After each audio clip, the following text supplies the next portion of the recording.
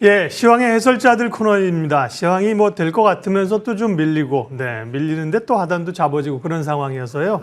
혼돈의 상황인데 오늘은 메리츠증권 광화문 금융센터 신영목 이사님 함께하겠습니다. 어서 오십시오. 안녕하세요. 시황 점검하고 또 히든밸류 종목도 오늘 발굴하도록 하겠습니다. 오늘 주제부터 좀 압축해 보겠습니다. 어제 이제 반도체와 관련된 노이즈가 좀 있었습니다.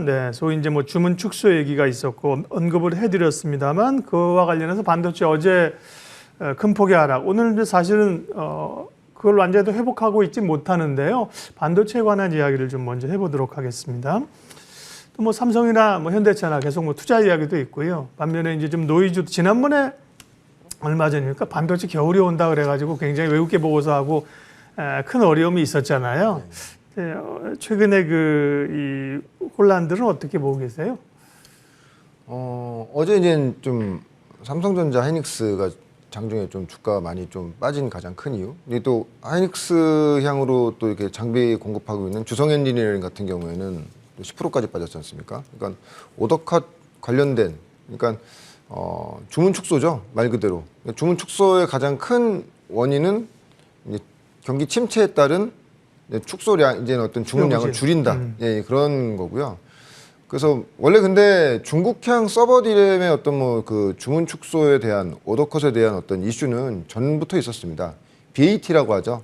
그 바이두, 알리바바, 텐센트 이쪽에서 뭐 예전부터 좀 그런 얘기가 있었지만 실제로 지금 뭐 확인된 바에 의하면은 그 오더컷은 뭐 그 시장이 우려하는 만큼의 수준은 아니라고 얘기하고 있고요. 근데 이제 그런 것 같아요. 뭐냐면은 그럼에도 불구하고 왜 그러면 이렇게 민감한 이게 지금 사실이 아닌 이런 이슈 때문에 주가가 이렇게 다 민감하게 반응하느냐. 근데 가장 큰 요인은 결론적으로 이런 오더컷이 언제든지 나올 수 있다는 그런 두려움이 좀 더 컸던 것 같습니다. 왜냐면은 언제 오더컷이 나와도 전혀 뭐 이상하지 않은 그런 상황으로 가고 있는 그런 흐름인 것이고. 근데 반대로 미국의 마이크론 같은 경우에는 지금 주문을 3개월 계약 주문이 아니라 3년 계약 주문을 미리 하는 그런 케이스도 나고 있다고 하거든요. 왜냐하면 앞으로 반도체 공급은 결론적으로 수요보다 공급이 더 타이트해진다는 그런 논지 때문에, 그러니까 소위 말해서 미리미리 좀 챙겨놓는 이런 계약건도 계속 나오고 있다고 하기 때문에 뭐 반도체 업황이 당장 꺾인다 이런 느낌보다는 결론적으로는 경기 침체에 대한 어떤 그 우려감이 이제 반도체 업황으로도 오는 것이고 굉장히 민감한 시기에 그런 얘기들이 나오다 보니까 주가들이 좀 민감하게 반응한 것 같습니다. 근데 이것이 유독 반도체뿐만의 문제는 아닐 것 같고요.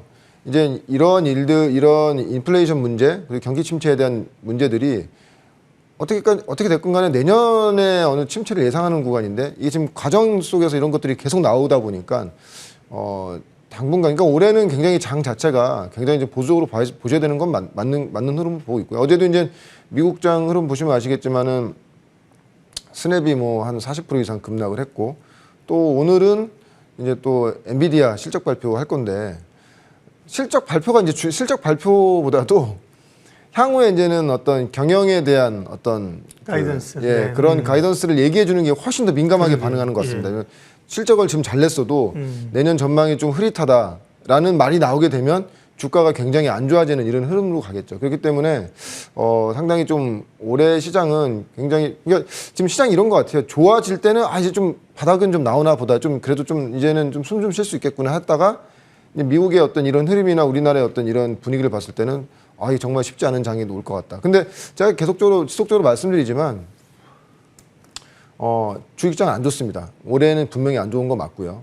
그것이 이제 내년까지 가냐, 내후년까지 가냐의 문제인데 매크로한 부분보다는 저는 매크로보다는 종목에 계속 집중해야 된다고 지금 말씀드리는 것이고, 특히 우리나라 같은 경우에는 지금 미국이랑 비교했을 때 지금 디커플링 나오고 있거든요. 왜냐하면 단단하다는 느낌이 좀 받으실 거예요. 왜냐하면 미국 같은 경우에는 아직도 이런 성장 기업들 보면은 정말 뭐 1, 2년 전의 흐름이 아니라 한 10년 전부터의 어떤 주가 흐름을 본다고 하면 정말 많이 올랐거든요. 근데 우리나라 장 같은 경우에는 이제 실적 대비로 봤을 때는 이제 밸류에이션이 나오는 종목들이 많이 있는 상태고요. 근데 그래서 저도 최근에 탐방 좀 많이 좀 개별 종목들 탐방도 좀 많이 가고 또 컨퍼런스 콜도 많이 진행하고 있는데 정말 회사 좋은데 다들 고민이 그거예요. 이게 좀 억울하다는 느낌 좀 많이 좀 얘기하시더라고요. 왜냐면 시장이 어쩔 수 없으니까 주가도 어쩔 수 없다고 얘기하긴 하는데 되게 아쉽다는 거죠. 왜냐면은 계속 성장하는 회사임에도 불구하고 시장의 분위기 때문에 주가가 지금 안 좋은 상태이기 때문에 그렇다고 하면은 그런 종목의 풀을 계속 늘려서 시장이 조정받았을 때 정말 우리가 공포감이 왔을 때 그런 주식들을 계속 저점에서 저가 조금씩 소량으로 계속 매집해가는 그런 구간을 올해 하반기까지 그런 구간으로 가져가신다고 하면은 분명히 내년에는 그런 성장 기업들이 실적과 매출과 영업이익 어떤 실적을 보여주면서 내 계좌에 정말 큰 도움이 될 수 있는 그런 종목들이 많이 있다. 저는 그렇게 말씀드리고 싶습니다. 네, 올해는 주식을 팔아라 이런 그 유명한 증시 격언에도 불구하고 기대를 가지고 출발했는데 올해 이제 얼추 마무리됩니다. 코스피 기준으로는 한 2% 중반 월봉으로 지금까지는 또 음봉을 만들면서 어려움을 가고 있는데요. 이제 6월 그다음에 조금 더 시각을 넓히면 6, 7월 여름 장세를 생각해야 되는데요. 어떤 이슈들을 좀 주목해 봐야 될까요?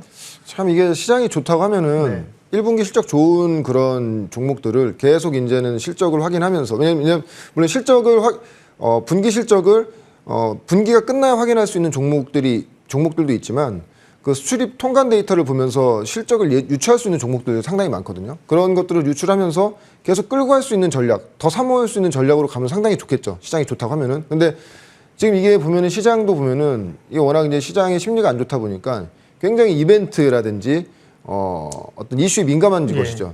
지금 이벤트라고 하면 1분기 실적 이벤트 이제 끝난 거죠.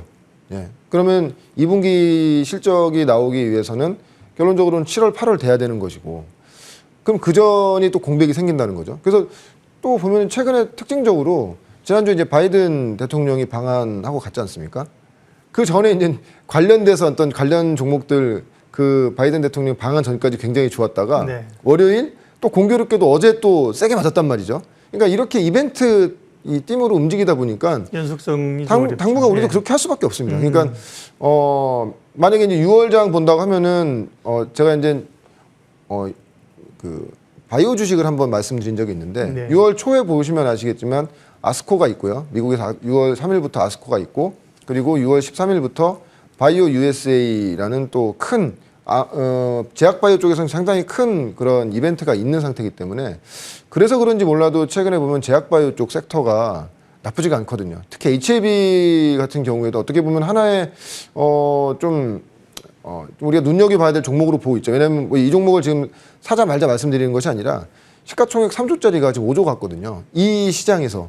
그러면 그만큼 물론 삼상 간암에 대한 어떤 기대감이 있는데 이런 기대감조차도 주가에 반영되고 있는 상태라고 한다면은 지금 이벤트 흐름으로 본다고 하면은 6월 초에 있을 아스코와 중순에 있을 바이오 USA 그러니까 제약바이오 쪽 근데 또 특히나 제약바이오 쪽이 그 수급이 완전 비어 있는 상태이기도 하고 관심들이 없지 않습니까? 근데 분명한 것은 계속적으로 파이프라인은 진행되고 있는 상태에서 뭔가 이제 과시할 수 있는 뭔가 어떤 중간치를 얘기할 수 있는 그런 대면 이제 모임이 생긴 거기 때문에 그럼 제약바이오 쪽도 좀 관심을 가져야 된다고 보고 있고 그래서 보면은 한미약품도 지금 흐름 좀 상당히 좋은 흐름이고요. 미국은 사실 우리나라 제약바이오 약간 틀리긴 하죠. 근데 미국의 그 제약바이오 시가총액 1위인 존슨앤존스라든지 머크라든지 화이자, 릴리 이런 회사들 지금 미국 주식 하시는 분들 이런 회사 주식을 한번 보시면 아시겠지만 전혀 지금 빅테크 기업과는 전혀 틀린 흐름입니다. 심지어는 신고가 나오는 종목도 있으니까요. 그러니까 물론 내수주의 성격이 강하긴 하지만 그렇게 된다고 하면은 한 5월 지금 말일인데 6월까지는 제약바이오 관련된 이런 흐름이 좀 관심 많이 받을 것 같고요. 그리고 6월에서 7월 넘어가는 시기에는 굉장히 이제 여름을 준비한 시기이기 때문에 전력량 관련된 종목들도 시장에서 주목받겠죠. 분명히 올해 또 가장 큰 폭염이 올 수 있다는 그런 얘기가 나오고 있고 아마 그렇게 되면 원전이라든지 또 그러면 에너지 수급도 딸릴 거니까 또 천연가스 관련된 이런 종목들도 물론 나중에 기회가 되면 소개시켜 드리겠지만 이런 식의 이벤트의 흐름 그래서 7월 정도 넘어가면 또 이제 다시 실적 시즌 넘어가기 때문에 또 다시 또 실적 관련된 종목을 또 봐야 되는. 그러니까 올해는 매 달마다 굉장히 좀 부지런하게 움직이셔야 이 시장을 좀 약간 시장 대비했을 때 좀 따라갈 수 있는 그런 흐름을 만드실 수 있을 것 같습니다. 네. 전략하고 이제 섹터 전략 살펴봤고요. 또 오늘 준비해 오신 주목해 볼 만한 히든밸류 종목이 있습니다. 어떤 기업입니까, 오늘은? 예, 덴티움입니다. 덴티움이요. 네. 예, 일단 종목은 제가 최근에 소개시켜드린 종목들은 제가 서두에도 말씀드렸다시피 종목 풀을 늘리자는 관점에서 계속 말씀드린 겁니다. 실적이 좋고 좋아질 것이고 그리고 숨겨진 실적이 나오는 회사들, 시장이 침체와 불황으로 감에도 불구하고 매출과 영업이익이 성장하는 회사들. 그렇지만 시장 분위기 때문에 어쩔 수 없이 주가가 눌려있는 종목들 제가 말씀드리는 거고요. 덴티움도 역시 마찬가지죠. 덴티움 하시면 뭐 다 아실 거예요. 임플란트. 당연히 임플란트 쪽을 보시는 것이 맞는 것이고 중국 쪽 성장과 동남아시아 쪽 성장이 굉장히 좋습니다. 그래서 1분기 1분기 실적도 컨센 대비해서 굉장히 매출과 영업이익도 한 20% 이상 잘 나온 수치고요. 2분기도 상당히 좀 실적이 잘 나오는 걸로 특히 이제 수출입 통관 데이터 보면은 5월까지도 굉장히 좀 좋은 흐름이 나와 있고 그래서 보면 이 덴티움의 실적에 대한 어떤 컨센서스가 계속 높아지고 있어요. 그러니까 1분기도 컨센서스 관련돼서 충족이 된 상태고 2분기도 지금 올라가고 있고요.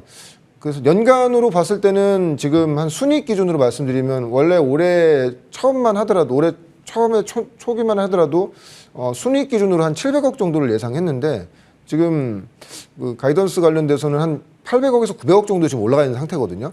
그렇게 되면 지금 시가총액이 8천억이기 때문에 10배입니다. 근데 이제 피어그룹 대비했을 때는 피어그룹이 지금 한 15배에서 16배 정도로 받고 있기 때문에 피어그룹 대비했을 때 좀 싼 상태고 그러니까 만약에 근데 이 성장이 제가 이제 지난주에 CTC 바이오 말씀드릴 때도 이 성장이 올해만 만약에 머물러 있다고 한다면은 사실은 단기적인 어떤 투자의 흐름뿐이 볼 수 없겠지만 이런 성장이 기조적으로 내년까지도 이어지고 있다고 보는 것이죠. 그렇게 된다고 하면은 덴티움은 지금부터 이 시장의 어떤 매크로적인 변화 때문에 시장이 출렁였을 때 조정받는다면 모아가셔야 되는 종목으로 보고 있고요. 그래서 IT 쪽도 말씀드리고 제약바이오 쪽도 말씀드리고 헬스케어 쪽도 좀 한 종목 말씀드려야 될 것 같아서 이제 오늘 소개를 드리는 거고 특히 덴티움 우리나라 이 임플란트 업체 당연히 그 대장주는 오스템 임플란트입니다. 왜 근데 예. 그럼에도 불구하고 왜 오스템 임플란트가 아니라 덴티움이냐고 말씀하실 수 있는데 사실 오스템 임플란트 같은 경우에는 지금 아시겠지만 지금 환기 종목으로 지정돼 있어요. 환기 종목으로 지정돼 있다 보면은 이 기관이나 외국인 수급이 강하게 못 들어오거든요. 물론 이제 환기 종목으로 지정됐다고 해서 기관과 외국인이 매수를 하지 못하는 건 아니지만 그 허들이 있다 보니까 자유롭게 매수 매도가 안 되다 보니까 그런 좀 불편한 점이 있죠. 그렇게 된다고 했을 때는 그냥 단순하게 기관과 외국인 입장에서 봤을 때는 임플란트 관련된 어떤 이런 성장을 본다고 하면은 오스템 임플란트보다는 덴티움을 좀 더 선택할 여지가 전 높다고 보고 있고 특히 우리나라 임플란트 업체 특히 뭐 덴티움뿐만이 아니라 오스템 임플란트까지 모두 포함해서 말씀드리자고 한다면은 중국의 성장세가 굉장히 좋습니다. 그래서 이쪽 임플란트 쪽 공부하신 분들은 아시겠지만은 글로벌 1위 기업은 스트라우만이라는 회사가 있는데 스트라우만이 최근에 중국에 캐펙스 투자를 4천억을 지금 계획을 한 상태거든요. 지금 이런 와중에서 4천억을 계획한 상태이기 때문에 근데 우리나라 임플란트 업체의 경쟁력, 우리나라 그 어떤 전체적인 어떤 이런 제품의 어떤 경쟁력이라고도 할 수 있겠지만은 가격 경쟁력뿐만이 아니라 가성비가 좋은 거죠. 가격 대비했을 때 싸고 질 좋은 그런 제품들을 많이 만들어내다 보니까 그 스트라우만이 만들어 놓은 이런 프리미엄 시장을 저희 임플란트 업체가 굉장히 빠르게 지금 이 잠식을 하고 있는 상태입니다. 그럼에도 불구하고 스트라우만이 지금 4천억의 캐펙스 투자를 하고 있는 상태고요. 그렇게 된다고 하면 중국 시장뿐만이 아니라 지금 동남아 시장도 굉장히 좀 그 성장을 열어놓고 가고 있는 상태이고 그리고 상하이라든지 뭐 베이징이 지금 이 락다운 해제되는 이런 구간이기 때문에 그렇게 된다면 하반기쯤에는 좀 더 우리가 예상하는 실적보다도 상당히 더 좋은 흐름으로 갈 수 있겠다. 그렇게 된다고 하면은 헬스케어 업종 중에서는 지금 글로벌리하게 연평균 한 10% 이상 성장하고 있는 그런 섹터기도 하고요. 그 와중에서도 스트라우만이 갖고 있는 프리미엄 점유율을 우리나라 이 업체 오스템 임플란트라든지 덴티움이 가져오고 있는데 거기에서 향유하는 어떤 영업이익의 질이 굉장히 높아지고 있다. 특히 이제 중국이랑 동남아시아의 신공장이 이제 가동됨에 따라서 영업이익률이 올라오고 있습니다. 과거에 한창 그 덴티움이 영업이익률이 높았을 때 거의 30% 육박하는 한 20%, 28%까지 나왔는데 아마 올해나 내년에 좀 그런 흐름이 영업이익률조차도 개선되는 이런 흐름으로, 그러니까 매출과 영업이익이 예상치에서 올라가고 있는데 거기서 영업이익률까지도 개선되는 그런 흐름이라고 한다면은 주가는 지금 상태에서도 상당히 좀 본업 대비 피어그룹 대비해서도 저평가되어 있는 상태이기 때문에 그 된다고 하면 이 덴티움 같은 회사는 내년 정도까지 흐름을 보시면서 올해 좀 약간 그 시장이 출렁일 때마다 좀 계속 꾸준하게 모아가시는 그런 흐름으로 접근하시면 좋겠다고 생각하고 있습니다. 네, 임플란트 업체 가운데 덴티움을 말씀하셨습니다. 가격은 어느 정도 좀 상하단 범위를 생각하면서 거래할까요? 75,000원 수준이네요, 현재가는. 네, 일단 목표가는 1차 목표가는 9만 원입니다. 그러니까 뭐 네. 75,000원에서 9만 원, 야 이거 뭐 그 정도 가지고 지금 투자하겠어요, 말씀하시겠지만 20%. 지금 장은 진짜 네. 그러시면 안 됩니다. 네. 예. 최대한 보수적으로 이제는 가져놓고 이제 거기에 도달했을 때 이제 새로운 목표가 설정하시는 게 좋을 것 같고요. 목표가는 9만 원, 손절가는 6만 5천 원 정도로 잡고 시장에 좀 출렁임이 나올 때마다 꾸준하게 모아가시는 종목으로 풀을 늘린다는 생각으로 이 종목을 또 넣으신다고 하면은 올해 하반기나 내년도에는 굉장히 좀 좋은 흐름이 나오지 않겠는가 예상하고 있습니다. 예, 신영목 이사님 이렇게 와서 말씀해 주시는 히든밸류 종목은 저희 머니투데이 방송 유튜브 신영목의 히든밸류를 검색하시면 이게 이제 사실은 단기적으로 오늘 사서 내일 팔고 이런 개념이 아니잖아요. 이제 어떤 근거나 테마를 가지고 하는 거기 때문에 어떻게 보면 전주한 것, 전주한 것도 다 의미가 있습니다. 유튜브 참고해 주시고요.